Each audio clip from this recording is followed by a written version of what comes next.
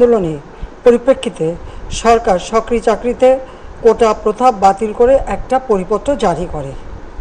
পরবর্তীকালে মুক্তিযোদ্ধাদের পক্ষ থেকে কোটা বহাল রাখার পক্ষে উচ্চ আদালত 2018 সালে জারি করা সরকারের পরিপত্র বাতিল করে দেয়।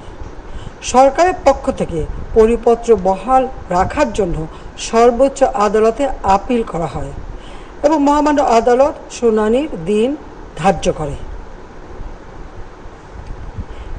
এ সময় ছাত্ররা কোটা সংস্কারের দাবি নিয়ে আবারও আন্দোলন শুরু করে। এই আন্দোলনের শুরু থেকেই সরকার যথেষ্ট ধৈর্য ও সহনশীলতা প্রদর্শন করেছে, বরং আন্দোলনকারীদের নিরাপত্তা নিশ্চিত করার ক্ষেত্রে পুলিশ সহযোগিতা করে।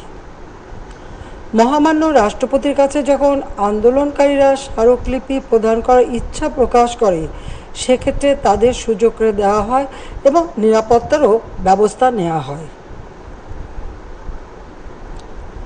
অত্যন্ত পরিতাপের বিষয় হলো, কিছু মহল এই আন্দোলনের সুযোগটা নিয়ে অনাকাঙ্ক্ষিত উচ্চাবিলাস চরিতার্থ করার সুযোগ নিয়ে সন্ত্রাসী কর্মকাণ্ডে লিপ্ত হয়। এর ফলে এই কোমলমতি শিক্ষার্থীদের আন্দোলনকে ঘিরে যে সকল ঘটনা ঘটেছে তা খুবই বেদনাদায়ক ও দুঃখজনক।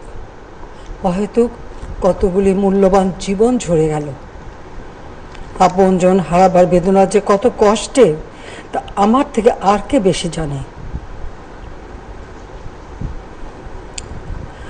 যারা মৃত্যুবরণ করেছে তাদের আত্মার মাগফিরাত কামনা করছি। পরিবারের সদস্যদের প্রতি গভীর সমবেদনা জানাচ্ছি।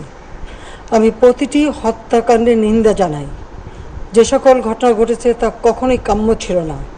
চট্টগ্রামে সন্ত্রাসীরা বহুতল ভবনের ছাদ থেকে ছাত্রদের হত্যার উদ্দেশ্যে নির্মমভাবে নিচে ছুঁড়ে ফেলে দিয়েছে। অনেক ছাত্রের হাত পায়ের রগ কেটে দেয়, তাদের উপর লাঠি পেটা ও ধারালো অস্ত্র দ্বারা আঘাত করে। একজন মৃত্যুবরণ করেছে, অনেকে মৃত্যুর সাথে পাঞ্জা লড়ছে। ঢাকা, রংপুর এবং রাজশাহী বিশ্ববিদ্যালয়ের উপাচার্যের বাসভবন ও ছাত্রছাত্রীদের আবাসিক হলে অগ্নিসংযোগ ও ভাঙচুর করা হয়। সাধারণ পথচারী, দোকানিদের আক্রমণ, এমনকি রোগীবাহী অ্যাম্বুলেন্স চলাচলে বাধা প্রদান করা হয়। মেয়েদের হলে ছাত্রীদের উপর আক্রমণ করা হয়েছে এবং লাঞ্ছিত করা হচ্ছে।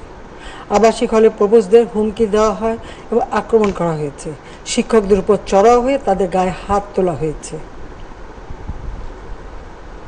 আমি বিশ্বাস করি, যারা কোটা সংস্কার আন্দোলনে জড়িত তাদের সাথে এই সকল সন্ত্রাসীদের কোনো সম্পর্ক নেই, বরং সন্ত্রাসীরা এদের মধ্যে ঢুকে সংঘাত ও নৈরাজ্যকর পরিস্থিতির সৃষ্টি করছে।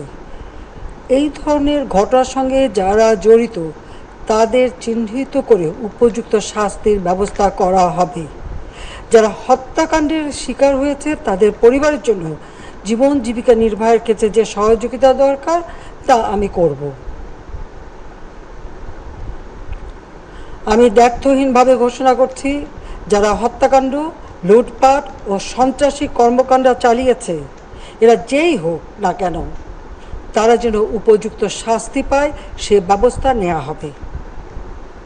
আমি আরও ঘোষণা করছি, হত্যাকাণ্ড সহ যে সকল অনভিপ্রেত ঘটনা ঘটেছে সুষ্ঠু ও ন্যায় বিচারের স্বার্থে সে সকল বিষয় বিচার বিভাগীয় তদন্ত করা হবে। কাদের উস্কানিতে সংঘর্ষের সূত্রপাত হলো, কারা কোন উদ্দেশ্যে দেশকে একটি অরাজক পরিস্থিতির দিকে ঠেলে দিল তা তদন্ত করে বের করা হবে। আমি আন্দোলনরত কোমলমতি ছাত্রছাত্রীদের নিরাপত্তা নিয়ে অত্যন্ত উদ্বিগ্ন। এই সন্ত্রাসীরা যে কোনো সময় সংঘাতের পরিবেশ তৈরি করে তাদের ক্ষতি সাধন করতে পারে। তাই শিক্ষার্থীদের পিতা মাতা, অভিভাবক এবং শিক্ষকদের প্রতি আমার আবেদন, তারা যেন তাদের সন্তানদের নিরাপত্তার বিষয়ে সজাগ থাকেন। একই সাথে সকল শিক্ষা প্রতিষ্ঠানের ছাত্রছাত্রীদের নিরাপত্তার বিষয়টি বিশেষভাবে নজর রাখেন। সরকার হাইকোর্টের রায়ের বিরুদ্ধে সর্বোচ্চ আদালতে আপিল করেছে। আপিল আদালতে শুনানির দিন ধার্য করা হয়েছে। আদালত শিক্ষার্থীদের কোনো বক্তব্য থাকলে তা শোনার সুযোগ সৃষ্টি করে দিয়েছে। এই আইনি প্রক্রিয়ার মাধ্যমে সমস্যা সমাধানের সুযোগ রয়েছে। এই আইন প্রক্রিয়া সমাধানের সুযোগ থাকা সত্ত্বেও রাস্তায় আন্দোলনে নেমে দুষ্কৃতিকারীদের সংঘাতের সুযোগ করে দেবেন না। সর্বোচ্চ আদালতের রায় আসা পর্যন্ত ধৈর্য ধরে অপেক্ষা করার জন্য আমি সকলকে বিশেষভাবে অনুরোধ জানাচ্ছি। আমার বিশ্বাস আমাদের ছাত্র সমাজ উচ্চ আদালত থেকে ন্যায় বিচারই পাবে, তাদের হতাশ হতে হবে না। ইনশাল্লাহ মুক্তিযুদ্ধের চেতনায় আমাদের প্রিয় মাতৃভূমিকে সকলের সহযোগিতায় স্মার্ট বাংলাদেশ হিসেবে গড়ে তুলব।